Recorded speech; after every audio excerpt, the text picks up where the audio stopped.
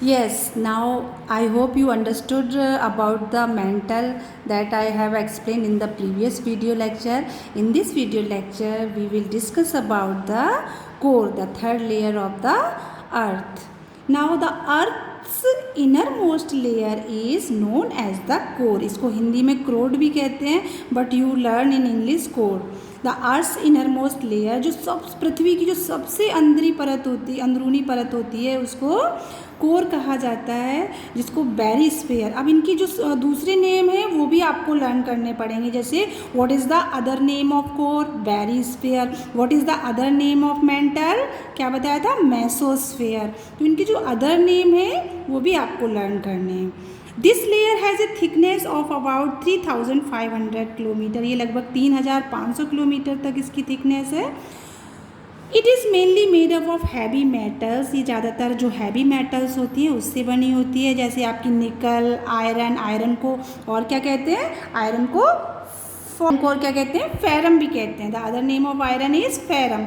This is why it is also known as NIFE. और इसी कारण से कोर को, जैसे आपने देखा कि जो आपका कंटिनेंटल क्रस्ट था उसको क्या कहते थे, सियाल कहते थे, और आपका जो ओशनिक क्रस्ट था उसको सीमा कहते थे, वैसे ही जो कोर है उसको किस नाम से जाना जाता है, निफे, जिसका मतलब होता है निकिल प्लस फेरम, यानी कि इसमें जो कौन सी मेटल पाई जाती है, निकिल और फेरम यानी कि लोहा। तो सबसे निचली परत में निकिल और फेरम यानी कि लोहा और निकिल पाए जाते हैं। ये कई बार क्वेश्चन भी पूछा जाता है कि लोहा और निकिल पृथ्वी पर कौन सी लेयर में पाए जाते हैं, तो आंसर विल बी कोर, सबसे अंदरूनी जो परत होती है उसमें पाए जाते हैं। The boundary separating the mantle and the core is known as Gutenberg discontinuity. जो बाउंड्री होती है इनके बीच की, किसकी, मेंटल और कोर के बीच की जो बाउंड्री लाइन होती है उसको गुटनबर्ग डिसकंटिन्यूटी के नाम से जाना जाता है। अब गुटनबर्ग कौन थे, ये एक जर्मन जियोफिजिस्ट थे जिनका पूरा नाम बेनो गुटनबर्ग थे, और इन्होंने ही इसकी खोज की थी, इसलिए इसको गुटनबर्ग डिसकंटिन्यूटी के नाम से जाना जाता है। Now the temperature of core ranges between 3000 degree Celsius to 6000 degree Celsius. अब आप देख सकते हैं, अब जो टेम्परेचर है कोर का वो कितना होता है, 3000 डिग्री सेल्सियस से लेके 6000 डिग्री सेल्सियस तक होता है। Beside such a high temperature, इतना हाई टेम्परेचर होने के कारण ही जो आपका कोर है is also subject to extremely high pressure. इसलिए जब यहाँ का टेम्परेचर हाई होता है तो यहाँ प्रेशर भी हाई बनता है, यानी कि जो दबाव है वो भी बनता है। अब इसके कारण क्या होता है, the metallic nature of the core lends magnetic properties to the earth. जो मेटेलिक नेचर होता है कोर का, उससे जो मैग्नेटिक प्रॉपर्टीज़ हैं पृथ्वी की वो बनती हैं। The core has 2 layers. अब कोर की भी 2 लेयर्स हैं, जैसे मेंटल की 3 लेयर्स थी और क्रस्ट की भी 2 लेयर्स थी, वैसे ही कोर की भी 2 लेयर्स हैं। द सॉलिड इनर कोर, जो फर्स्ट लेयर है कोर की उसको सॉलिड इनर कोर कहते हैं, और जो सेकंड लेयर है उसको लिक्विड आउटर कोर कहते हैं। यानी कोर का जो सबसे ऊपरी भाग होता है वो लिक्विड फॉर्म में होता है, और जो सबसे अंदरूनी पार्ट होता है कोर का वो आपका सॉलिड फॉर्म में होता है। क्वेश्चन भी बनता है इस पर, क्वेश्चन में भी आज that which is solid form of the core, it means inner core.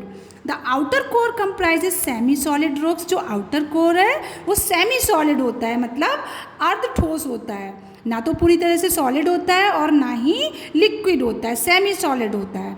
तो the inner core is solid, और जो इनर कोर होता है वो कैसा होता है, सॉलिड होता है। Though temperatures here are the highest, the pressure of the overlying layers keeps the rock in a solid state. क्योंकि यहाँ का टेम्परेचर हाई होता है इसलिए ये जो रॉक्स हैं उनको सॉलिड स्टेट में रखता है। Now the next heading that we will discuss is rocks and minerals. Now we will discuss what are rocks and what are minerals, how many types of rocks are there, their classification we will discuss in this heading. So let's start. The earth's crust comprises numerous types of rocks and minerals. जो पृथ्वी का जो first layer होती है crust, वो कई तरीके की rocks और मिनरल से मिल करके बनी होती है, यानी कि जो सरफेस होता है पृथ्वी का उस पर कई रॉक्स और मिनरल्स पाए जाते हैं। रॉक्स आर नेचुरल, अब रॉक्स क्या होते हैं, what are rocks? Rocks are natural masses of minerals found on the crust of the earth. पृथ्वी की सबसे ऊपरी लेयर पर जो मिनरल्स पाए जाते हैं प्राकृतिक फॉर्म में, उन्हीं को रॉक्स कहा जाता है। चट्टानें या छोटे छोटे फॉर्म में होते हैं ये rocks. They consist of one or more minerals. जो रॉक्स हैं वो या तो वन मिनरल से मिलके बने होते हैं या वन से ज़्यादा। And include the hard as well as compact rocks such as granite, diamond. और कई बार ये हार्ड कॉम्पैक्ट से मिलके बने होते हैं, हार्ड फॉर्म में, जैसे ग्रेनाइट, डायमंड, ये तो इनका हार्ड फॉर्म है। और कई बार ये लूज पार्टिकल से मिलके बने होते हैं। अब लूज पार्टिकल के एग्जांपल में क्या राइट करोगे आप? क्ले, चिकनी मिट्टी, मड, सैंड एट्सेट्रा, ये लूज पार्टिकल हैं। ये सारे क्या हैं? रॉक्स हैं। रॉक्स में have different colours, sizes and textures. जो रॉक्स हैं वो इनकी जो कलर्स होते हैं वो डिफरेंट होते हैं, साइज भी डिफरेंट होती है और टेक्सचर भी इनका डिफरेंट होता है। टेक्सचर का मतलब ये सॉफ्ट भी होते हैं और हार्ड भी होते हैं। Now you can see the coloured pictures of rocks और minerals are given, you can see. Now the next, a mineral is inorganic substance that contains one or more elements. जो minerals होते हैं वो inorganic क्या होते हैं? Inorganic substance होते हैं, अकार्बनिक पदार्थ होते हैं जो कई एलिमेंट से मिलकर के बने होते हैं या एक एलिमेंट से भी मिलकर बने होते हैं। हैविंग स्पेसिफिक फिजिकल और केमिकल प्रॉपर्टीज, इनकी भौतिक और रासायनिक विशेषताएं होती हैं। The study of minerals is known as mineralogy. आपसे क्वेश्चन में भी पूछा जा सकता है व्हाट इज मिनरोलॉजी, तो study of minerals is called mineralogy. Now quartz, feldspar, mica etc. are some of the common rock forming minerals. ये आपके एग्जाम्पल थे किसके? मिनरल्स के। रॉक्स कंटेनिंग, खनिज तत्व भी कह सकते हैं मिनरल्स को।